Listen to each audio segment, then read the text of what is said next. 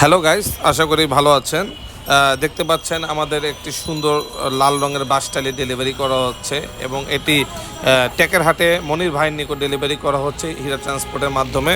আমাদের এটা হচ্ছে KYCR 50L থিকনেসের 50 মিলি থিকনেসের যে টালিটিন, সেই টালিটিন এখানে আমরা প্রায় 10 ফুটি 26টা এবং টুয়া দিয়েছি।